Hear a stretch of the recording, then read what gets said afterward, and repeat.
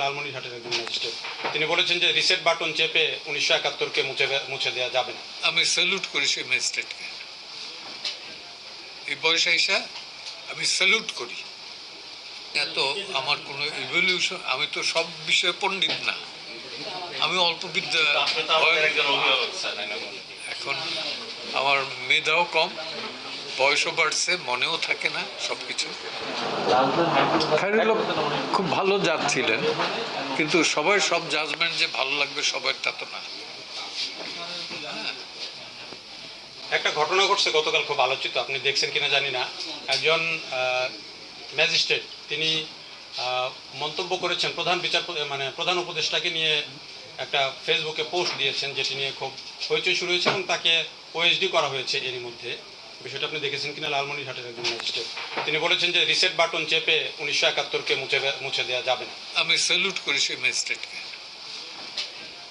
এই বয়সে এসে আমি স্যালুট করি। কিন্তু তার বিরুদ্ধে তো এরই মধ্যে ব্যবস্থা নেওয়া হয়ে গেছে। যে ব্যবস্থাই নিক, তাকে তার আইনি প্রোটেকশনের জন্য অসংখ্য আইনজীবী দাঁড়াবে। যে মুক্তিযুদ্ধের পক্ষে কথা বললে পরে যদি তাকে ওএসডি করা হয়, তাহলে বাংলাদেশে থাকার অধিকার কারো নাই, আমারও নাই। নাগরিকত্ব বাতিল করে দিক, স্টেটলেস হয়ে যায়, অসুবিধা কি? বাংলাদেশ করছে গড়ছে, যারা জীবন দিছে, সেই 71-কে যদি কেউ রিসেট করতে চায়, তা আমরা তো ফ্ল্যাশ বাটনই দিয়ে তার ধুয়ে মুছে পাঠাই দেবো। মাইন্ড ইট, আমরা কিন্তু পাকিস্তান আর্মিরে তোয়াক্কা করি নাই। হ্যাঁ, আমাদের রক্তের ভেতরে, শরীরে আমার বার্ধক্য ধরছে, কিন্তু রক্তের ভেতর তো বার্ধক্য ধরে নাই। এই রক্তের বীজ যে জায়গায় যাবে সেই জায়গায় মুক্তিযোদ্ধা জন্ম হবে। সংবিধান সংস্কারের একটা কমিশন গঠন করা হয়েছে, সেই জায়গায় সংবিধান বিচার বিভাগ সংস্কারের জন্য একটা কমিশন হয়েছে, সংবিধান সংস্কারের জন্য। এই দুটো সেক্টরের জন্য আপনার জায়গায় কোন কোন জায়গাগুলোকে প্রায়োরিটি দেওয়া হবে? একটা হলো 70, সংবিধানের বেলা 70 অনুচ্ছেদ, আর যদি ওই কেয়ারটেকার ঢুকাইতে চায় তার ঢুকা, সংশোধনী। কিন্তু পুনর্লিখনের আমি চরম বিরুদ্ধে। কেন স্যার? কেন পুনর্লিখনের প্রয়োজনটা থেকে? প্রয়োজনটা আগে আমার বুঝান, কি চান ওই জায়গায়? পাকিস্তান? তাহলে পাকিস্তান এটা এনে দেন। 116-র কথা বেশিরভাগ জন বলছেন স্যার, যে সুপ্রিম কোর্টে মূলত বিচারাঙ্গনে আলাদা করা যাচ্ছে না 116-র কারণে, এটা অনেকেই বলছেন। এটাও ঠিক, আংশিক ঠিক, করে দেন। পার্শিয়াল ঠিক কেন স্যার? আংশিক আংশিক বললাম এই কারণে, 116টা পড়েন কি আছে। যদি তারা মনে করে বেঠিক, ওকে ওটা বাদ দিয়ে দিক বা চেঞ্জ করুক। চেঞ্জ করে এমন কিছু না করে যাতে গোদামির একটা বাইজে যায়। দিল এটা কি ছাত্রলীগ দিচ্ছে?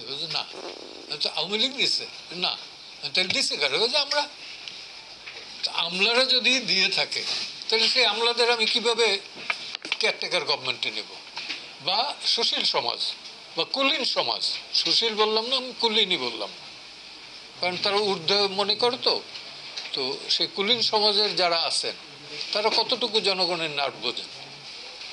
তাহলে সমাধানের ওয়ে কি হবে? সমাধানের ওয়ে যদি আপাতত, হ্যাঁ, কেয়ারটেকার গভর্নমেন্ট একটা করুক, সব দল মিলে একটা করুক, এটা হলো আমার সাজেশন। আমার সাজেশন অ্যাকসেপ্টেবল হইতে হবে তা না, আমারও ভুল হইতে পারে, কিন্তু আমলা কামলারে দিয়ে না। দেশটা আমলা কামলার উপরে একদম নির্ভরশীল হয়ে গেছে, সর্বত্র কামলাদের উপরে নির্ভরশীল হয়ে গেছে। কামলারা মনে করে যে দেশটা তাদের। হ্যাঁ, তারা দেশের যে কামলা এটা তারা বোঝে না, তারা মনে করে তারা দেশের প্রভু। এই ধারণাটা তাদের ভেঙে দেওয়া উচিত। সেই পথে কি হাঁটছে বর্তমান সরকার মনে হয়? না, মোটেই না। অনেক আমলা তো গ্রেপ্তার হচ্ছেন, অনেক যাত্রীর আমলা। হ্যাঁ, আবার ছোট ছোট আমলারা বড় আমলা হচ্ছে। তাহলে এই প্রভাব থেকে মুক্ত হবে কিভাবে দেশ? আইন যতক্ষণ পরিবর্তন না হবে, আপনি ব্রিটিশ আমলের আইন, সিপাহী বিদ্রোহের প্রেক্ষাপটে গড়া আইন, সেই আইন দিয়ে বাংলাদেশ চালাবেন, এটা তো একটা, আমি বলবো কি, যে মূর্খ বললে পরে সবাইরই বলা হয়, সেটা বলবো না, বলবো যে এটা বুদ্ধিমানের পরিচয় না। জুডিশিয়ারি নিয়ে অনেক কথা হচ্ছে, আপনি যখন কথা বলছি তখন আমরা নিচে একটা প্রতিবাদ সভা হচ্ছে যে দলীয় বিবেচনায় নিয়োগ পাওয়া 30 জন বিচারপতির অপসারণের দাবি করেছেন এবং একটি তালিকাও তারা দিয়েছেন প্রধান বিচারপতির কাছে, এটি বলছেন। এটিকে আপনি কিভাবে দেখেন? এটাকে আমি মোটেই যুক্তিসঙ্গত মনে করি না, এই কারণে যে স্বাধীনতার পর থেকে সবই দলীয় বিবেচনায় হয়েছে। আপনি দেখবেন যে যোগ্য কি অযোগ্য, সৎ কি অসৎ, দুইটা ক্রাইটেরিয়া আছে, কিন্তু একটা হলো যোগ্যতা আর একটা হলো মেধা এবং সততা, দুইটা না তিনটা। যোগ্যতা, সততা, মেধা এগুলো থাকতে হবে। সে যদি দুর্নীতিপরায়ণ হয় বা অযোগ্য হয়, সেটা প্রধান বিচারপতির কাছে লিখিতভাবে দেওয়ার তো একটা হটলাইন উনি দিছেনি, সেখানে দিক, ইনফর্ম করুক, তারপরে দেখুক একটা প্রসেসের ভেতর দিয়ে। এটা তো mob violence, one kind of mob violence. আমি জানি না কারা এগুলো উদ্ভট করছে এখানে। 30 জনের তালিকা এতদিন আসলো না, একজনের তালিকাও, এখন 30 জনের তালিকা এসে গেল। তো তাহলে কি সেখানে নির্দলীয় না দলীয় আনবে? আমি জানতে চাই আপনার কাছে, যে তাদের কাছেই আপনি জানতে চান যে দলীয়দের আনবে না নির্দলীয়দের আনবে। বার তো ডিভাইডেড ইন্টু 2 পার্টস। আমি এসে একমাত্র নির্দলীয়, তো আমি তো জজ হব না, জজ হওয়ার বয়সও আমার নাই, আর আমার সাপোর্টারও কম। সব আওয়ামী লীগ অথবা বিএনপি, কিছু আছে জামাত, সংখ্যা খুব কম।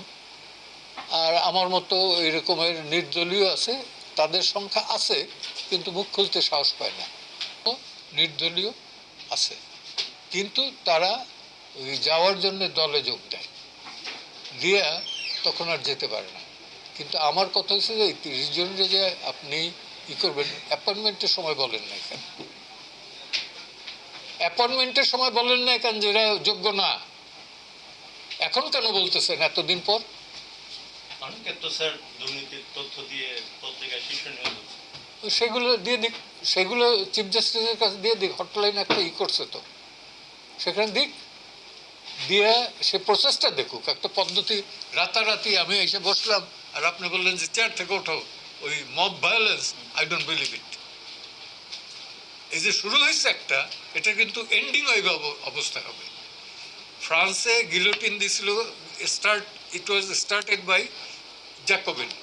জ্যাকোবিন একজন ম্যাজিস্ট্রেট ছিল, সে ম্যাজিস্ট্রেটের চাকরি থেকে রিজাইন করলো কেন? যে শাস্তি দিতে তার